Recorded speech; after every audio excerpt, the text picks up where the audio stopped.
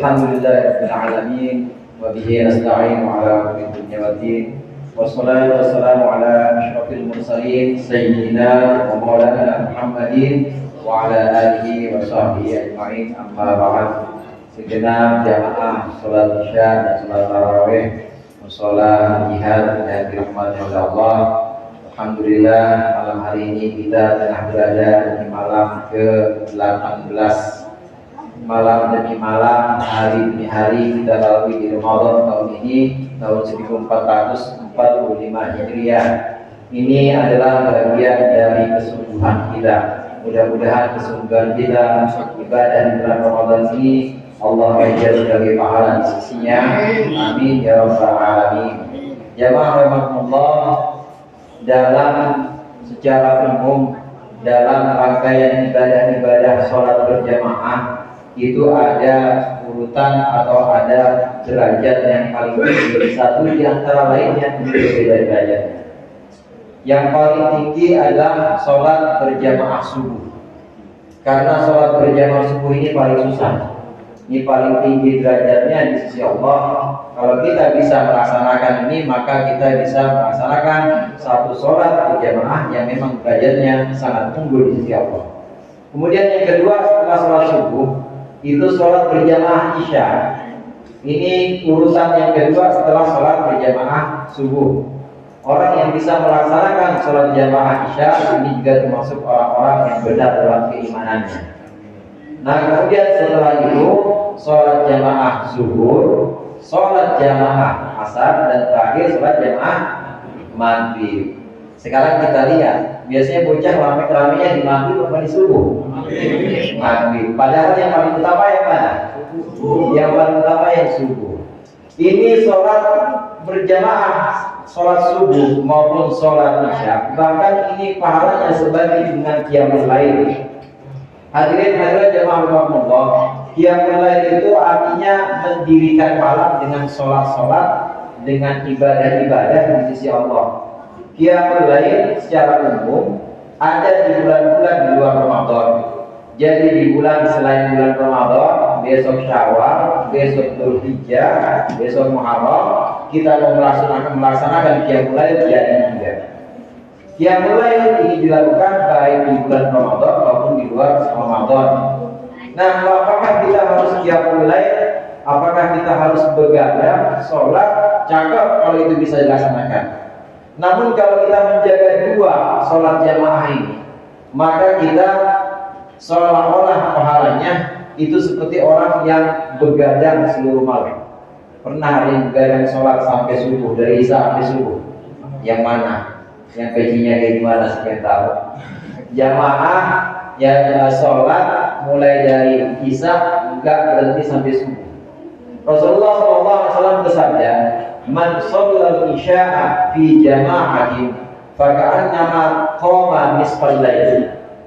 Siapa orang yang sholat isya berjamaah, maka seolah-olah pahalanya sama, dia seperti orang yang qiyamul lail, seperti orang yang begadang sholat separuh malam kalau sholat jamaah isya.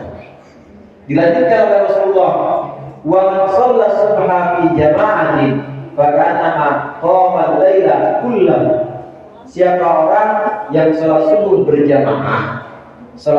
berjamaah, dia tidak lepas dari sholat subuh berjamaah, maka seolah-olah pahalanya itu sama dengan orang yang begadang seluruh malam dengan sholat. Enak nggak berjamaah sholat subuh? Enak nggak tuh Pak? Enak kamu? Alhamdulillah di bulan Ramadan ini isya kita kejaga, amin.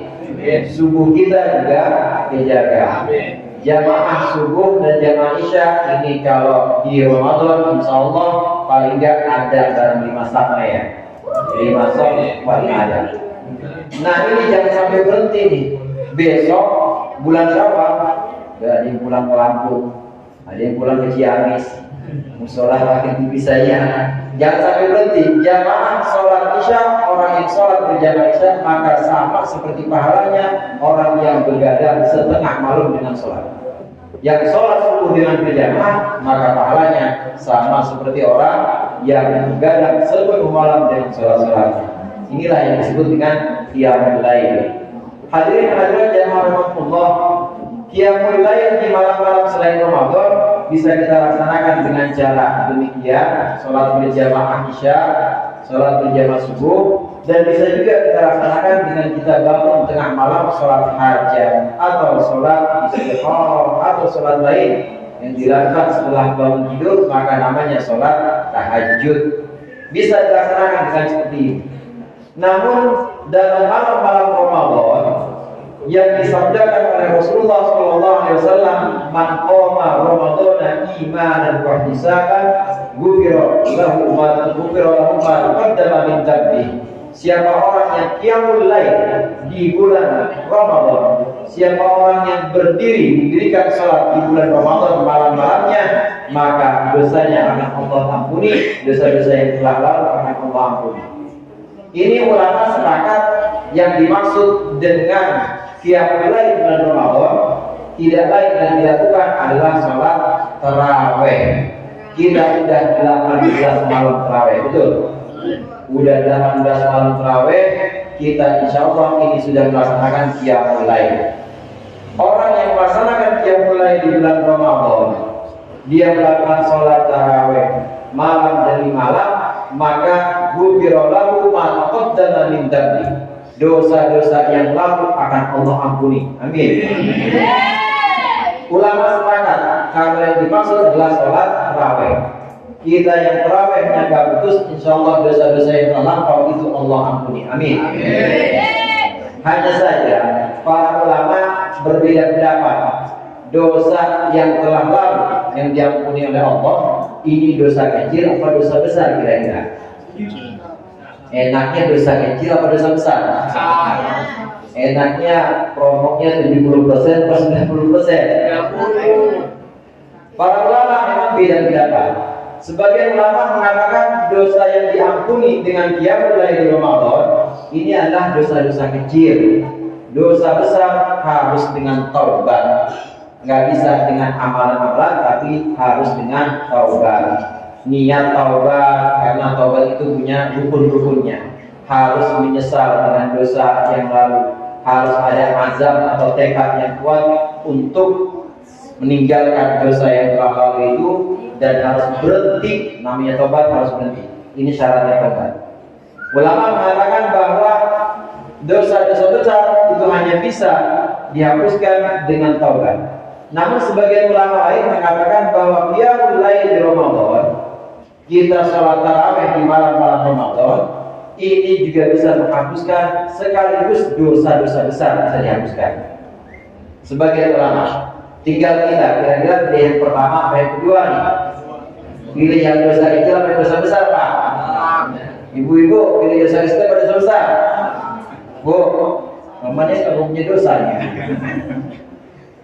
Kalau menurut pendapat yang kedua, maka dosa besar juga bisa diampuni oleh qiyamul lail di malam Ramadan ini. Dan kita harus senantiasa husnuzon. Ada orang yang selama hidupnya, dalam satu waktu fase hidupnya, dalam satu masa di fase hidupnya dia pernah melakukan dosa besar. Kemudian dia taubat sudah, atau dia sudah melakukan amalan-amalan yang bisa menghapuskan dosa seperti qiyamul lail Ramadan, dosa masa lalunya enggak ada yang tahu apa. Yang tahu cuma Allah. Maka insya Allah ditutup sama Allah, itu bagian dari maghfirahnya Allah. Orang yang sudah bertaubat, orang yang sudah melakukan amalan-amalan yang bisa menghapus dosa disebut dengan kafarah. Kemudian itu memang tidak dibuka oleh Allah aibnya, tidak Allah munculkan kesalahan-kesalahannya, Allah tutup saja, maka ini bagian dari ampunan atau maghfirah Allah. Amin. Jadi dengan demikian, kalau ada yang pernah melakukan dosa besar, kemudian sudah taubat kepada Allah, dan ternyata yang tahu cuma dia sama Allah, bininya aja nggak tahu masa lalu dia. Ada yang begitu? Ya. Bininya aja nggak tahu masa lalu dia, yang tidur bareng sama dia malam, cuma dia dan Allah yang tahu, maka insya Allah itu bagian dari maghfirah Allah. Bagian dari ampunan Allah, ini pertanda bahwa Allah sudah mengampuni dosanya yang besar itu di masa lalu. Amin. Amin. Karena sabda Rasulullah SAW, man satarallahu alaihi dzamban fid dunya satarallahu alaihi fil akhirah. Barang siapa yang di dunia Allah tutupkan dosanya, maka itu pertanda nanti di akhirat juga akan Allah tutup dosanya. Artinya nanti di akhirat udah gak ada hisab. Kenapa gak ada hisab atas dosa ini? Karena dosanya sudah diampuni oleh Allah. Dan ini bagian dari husnuzon kita, bahwasannya kalau memang ada dosa-dosa masa lalu kita yang kemudian hanya kita dan Allah yang tahu, dan Allah tutup dosa-dosa itu, Allah tutup cacat dan kekurangan kita itu, maka insya Allah itu pertanda bahwa Allah sudah mengampuni dosa-dosa kita. Amin. Mudah-mudahan dengan berkah Ramadan ini, dengan qiyamul lail dan juga dengan puasa di siang hari, Allah memberikan kita maghfirah dan ampunannya, sehingga Allah menjadikan kita kembali dalam fitrah suci seperti ibu, seperti bayi yang baru dilahirkan. Dikurangnya saya mohon maaf. Allahumma waffiq ila aqwamit thoriq.